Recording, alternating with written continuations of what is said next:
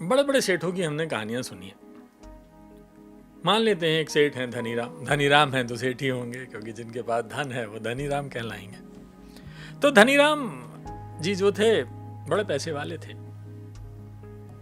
और सब कुछ था उनके पास, घर परिवार वैभव ये वो सुख सुविधा सब कुछ, कोई दिक्कत नहीं थी, खुश भी थे, कोई परेशानी नहीं थी। लेकिन एक परेशानी मन में रहती थी हर समय। वो जानना चाहते थे कि प्रकृति का सत्य क्या है, सच क्या है, कुदरत का सच क्या है। इस बात को लेकर वो बड़ा परेशान रहते थे। उनको लगता था मेरे पास सब कुछ है, लेकिन मुझे ये नहीं पता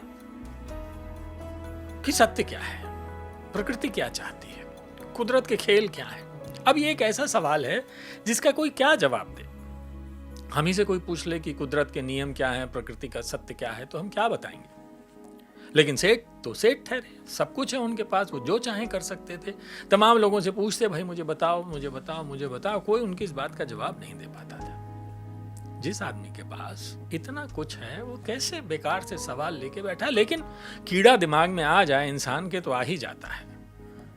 अब परेशान होने की बात थी, कीड़ा आया हुआ था तो परेशान हैं तो हैं। अब हम ही को कोई कह दे कि भाई आपके दिमाग में ये बात क्यों है, इसको निकालिए, फिजूल की बातें लेके बैठा है, तो बैठे हैं तो बैठे हैं। अब कुछ हो नहीं सकता अनलेस कि किसी डॉक्टर के पास जाएं या किसी से दोस्त से सलाह मशवरा लें। दोस्त भी दो गाली देके भगा देंगे, क्या बकवास सी बात लेके आ गया। लेकिन सेठ जी धनीराम जी तो धनीराम जी ठहरे। कहने लगे कि मेरे लिए गुरु ढूंढ के लाओ, कोई ऐसा गुरु लाओ जो मेरे सवालों का जवाब दे सके। अब जनता जनार्दन घर परिवार लगा, पता चला कि साहब शहर में जो है गुरु जी आए हुए हैं, पहुंचे हुए हैं, बड़ी अच्छी बातें करते हैं। तो धनीराम जी को गुरु जी के पास ले जाया गया। धनीराम जी बैठे, संत जो है उस समय तपस्या कर रहे थे। उन्होंने आंखें खोली, जब पाया धनीराम सामने बैठे हैं, उन्होंने कहा बोलो वत्स, क्या चाहते हो, क्या ख्वाहिश है तुम्हारी। तो उन्होंने कहा गुरु जी मेरे पास अथाह संपत्ति है, बहुत पैसे हैं, घमंड लोभ पाप घृणा और तमाम अवगुण जो हैं मेरे अंदर है नहीं, पाप से दूर रहता हूं मैं। लेकिन मुझे कभी कभी लगता है मैं बहुत अज्ञानी हूं, मुझे ये नहीं पता कि प्रकृति का सत्य क्या है, कुदरत के नियम क्या है, मुझे इस बारे में बताइए। अब मैं चाहता हूं कि इतना सब कुछ होने के बाद बाकी जिंदगी जो मेरी बची है ना, उसमें कोई अवगुण ना आए, कोई दुर्गुण ना आए, मैं किसी को सताऊं नहीं। तो मुझे एक जीवन का ऐसा सत्य बताइए जिससे मैं सुख शांति के साथ मर सकूं कि मैंने जीवन में कुछ भी बुरा नहीं किया, किसी का बुरा नहीं किया, कोई अपराध नहीं किया, किसी को मुझसे कष्ट नहीं हुआ।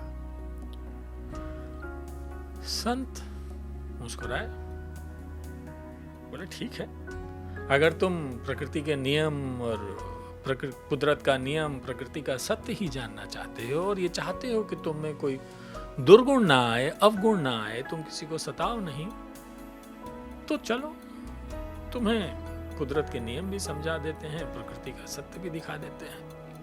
उन्होंने कहा एक काम करो, चलो मेरे साथ। संत ने सेठ धनीराम को अपने साथ लिया और लेकर शमशान में आ गए। शमशान में बैठे दोनों लोग, उन्होंने कहा बस अब यहां बैठे रहो तुम। चिताएं आती रहीं, चिताएं जाती रहीं, चिताएं आईं, अंतिम संस्कार हुआ, लोग लौटते रहे, सुबह से शाम हो गई। पूरे शमशान में बदस्तूर ये सिलसिला सूर्यास्त होने तक चलता रहा।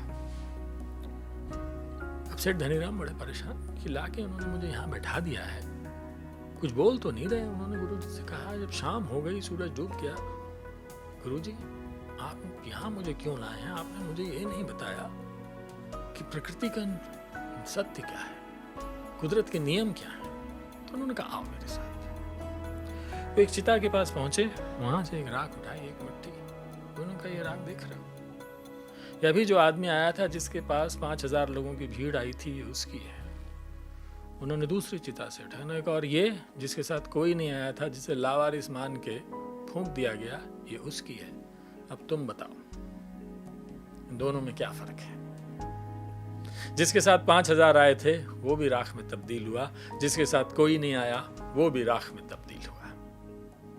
यही है कुदरत का नियम, यही है प्रकृति का सत्य कि अंत में सब कुछ, हर इंसान को यही खाक हो जाना है। तो क्या समझ में आया दोस्तों? हम कितना ही कुछ कर लें जीवन में, कुछ भी हासिल कर लें, लेकिन हम सबका अंत एक ही तरीके से होना है। अगर इस बात का ख्याल रखेंगे तो जाहिर है हमें कोई अवगुण नहीं आएगा, हम किसी को सताएंगे नहीं, कर्म अपना अपने तरीके से करते रहेंगे। कैसी लगी आपको ये आज की ये कहानी? जरूर बताइए।